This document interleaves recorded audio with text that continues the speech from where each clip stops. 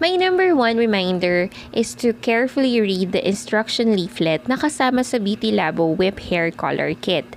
So make sure to read the safety instructions, how to use the product, and the skin allergy test at yung mga precautions. So, I'm just gonna highlight those things na dapat i-consider natin before coloring our hair. Since hair coloring may produce allergic reaction na sometimes pwedeng severe, make sure to do a skin allergy test 48 hours bago mo i-try ang product nila. Pangalawa, bago mo i-mix ang developer at ang colorant, make sure to leave them at a room temperature between 20 to 30 degrees Celsius for at least 1 hour. On my case, nilagay ko siya sa loob ng ref.